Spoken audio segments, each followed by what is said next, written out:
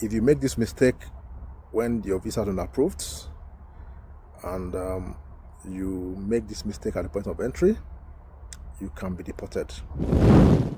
So I'm just about leaving the office, and I had to do a quick consultation with somebody who is about to be deported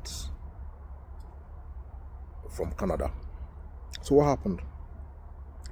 He got his visa a while ago, and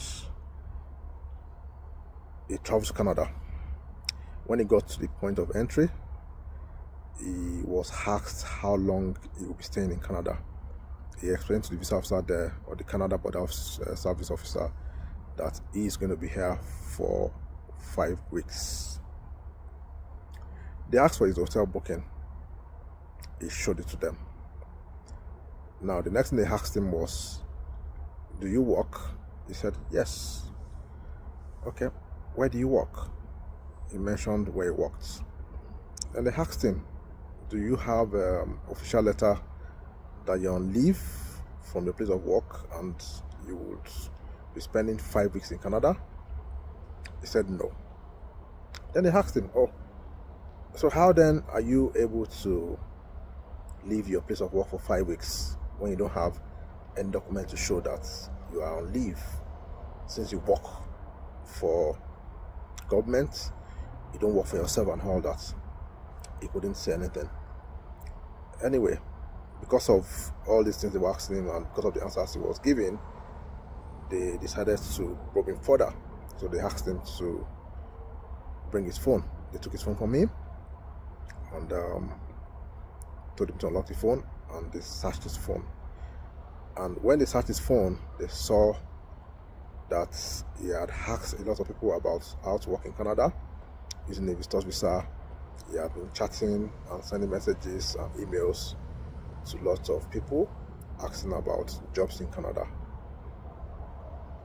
The meaning of that is he is not actually a genuine visitor. His purpose was to look for a job using a visitor's visa. Now he's about to be deported because they are not allowing him to come to Canada because they said he's not a genuine visitor. He has other plans outside just visiting Canada. So if you are coming to Canada, be careful about what you keep in your phone. If your intention is to visit Canada, make sure that intention can be proved. Make sure everything about you flows with that intention. If there are things that will make the visa officer believe otherwise, it can lead to your deportation.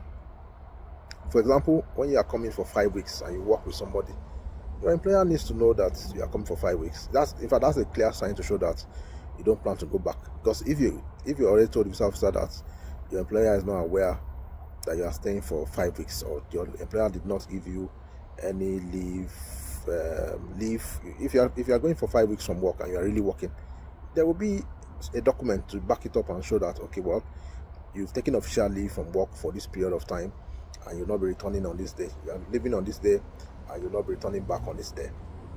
If there's none like that, then you need to be able to defend yourself, to explain how you left work for you are going to leave work for 5 weeks and will not return to work, and you want to stay in Canada for that period.